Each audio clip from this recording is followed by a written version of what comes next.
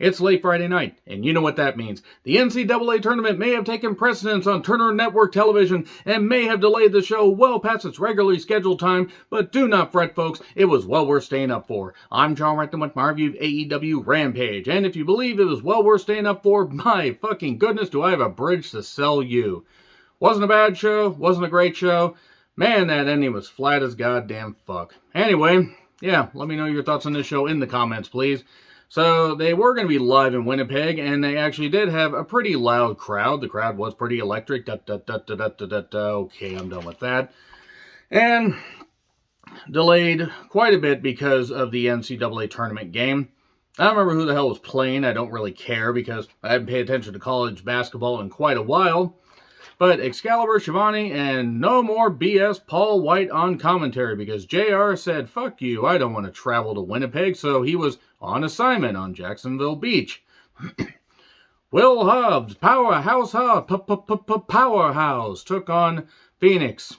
So Phoenix had Alex Abrahantes in his corner, not his brother, and Hobbs had QT and Aaron Solo. I have nothing against Aaron Solo. He's fine in his role. He's a decent enough worker.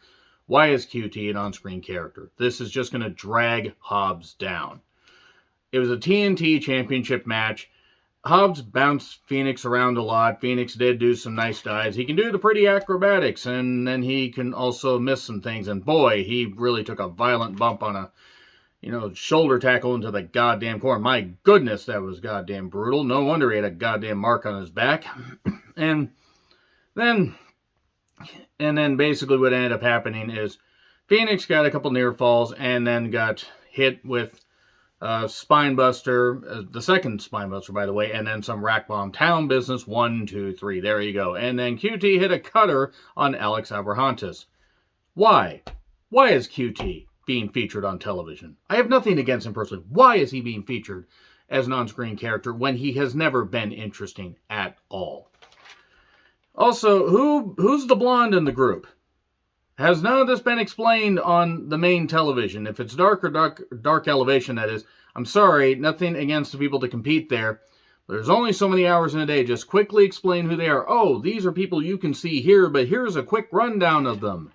That way matches maybe don't go an extra 2 to 5 minutes longer. You could explain who these people are.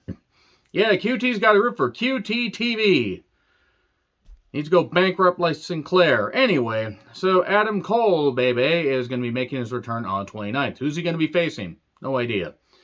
So, AEW All Access. If you're going to watch it, fine. I'm not going to. Stu Grayson calls out Jon Moxley. He's back in AEW. You know what? He's a decent enough worker. Why not? Khan might as well keep signing people. Eventually, some contracts are going to need to just be, just be made to run out. He's got to just take it easy and shore things up. But Stu Grayson's a decent enough worker, and people like him. So we then get Taya Valkyrie against Ava Lawless, and this wasn't much besides a match to get Taya Valkyrie over. I like Taya Valkyrie. She was super sweet to me about 5 years ago when I met her in an indie show, and is an incredible worker. Plenty of experience working multiple styles. She's going to be a big boost for AEW. And she has Road to Valhalla, a.k.a. the Jade, a.k.a. the Glam Slam. Those are the names it was known by. Taya's been doing it for a number of years, and there you go. And then it was Jade. She's taking notes. There you go. All right, there's one particular person that will pop for that. And footage of basically the firm training Stokely, and I didn't know they allowed children to take bumps in the goddamn ring. This Stokely Hook match is going to be not good. If it's not Hook basically beating the shit out of Stokely for 2 minutes and beating him, then there's no point. Speaking of no point, 2.0 are in the ring, or Parker and Magic. Whatever the hell, I don't care about them. They're fine, they have their fans. I'm glad they're getting a paycheck, but this whole Jericho Appreciation Society thing is stupid. They took on the Bollywood Boys, who are fine workers. The crowd popped for them. I didn't care about this match. I didn't. I'm in love with Lonely Johnny. That's going to get me in so much goddamn trouble if anybody gets that. 2.01. Poor Bollywood Boys. Good on them for getting some TV time, though. Then they mocked the Acclaim with the scissoring. 2.0, rather, or whatever they're called. Not not the Bollywood boys mocking them for the scissoring. That would have been weird. So I'm gonna say right now, don't just fucking wreck the momentum of Takeshita by having him associated with Don Callis. Just don't do it. It's a stupid idea. You're gonna make Takeshita look stupid. But then again, Don Callis going after a young boy. That's not too surprising. Don Callis got more goddamn skeletons in his closet than a freaking World War II bunker. So anyway, apparently Omega versus El Hijo del Vikingo. I don't actually know how to say the goddamn name because I'm not familiar with him outside of a few clips. People are excited about this. It is a dream match. Pretty much for Tony Khan, but whatever. He's got the money to do it. He's gotten some attention, so you know what? Let's see how it is. And Top Flight basically did bad scripted stuff with the Guns. And the Guns left their belts. Or took their belts but left their bags. And like, hey, they left their bags. So ha ha ha.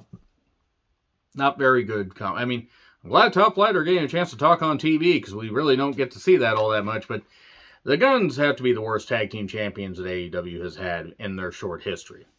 So, and it's not even their fault. They're just not ready for this. So then Brody King with Julia Hart took on Daniel Garcia with Jericho. Brody King dominated pretty much 80% of this goddamn match. Being a beast, TV doesn't do justice for just how massive that guy is. Tossed him around. Garcia did try to get in some spots. We did get a step spot, and eventually he did get the Walls of Jericho, a variation of the Walls of Jericho on Brody King. And he fought to the goddamn ropes, Brody did, and then there was a referee distraction, and then boom, a poke with the bat in the face, and then the Dragon Sleeper lock on. And Brody King lost to Daniel Garcia, who has not meant shit since he went back and joined the Jericho Appreciation Society. That's pretty much their one shot with him. Even though he's a talented worker, it's not going to matter now when he splits from the group, if he splits from the group, or maybe just the world will implode and the Jericho Appreciation Society will still be going. Rampage is getting to the point where it's just not enjoyable. This wasn't awful, but it wasn't great. Let me know your thoughts in the comments. So like, share, subscribe, Twitter handle in the description. I'm John Franklin. I'll see you soon.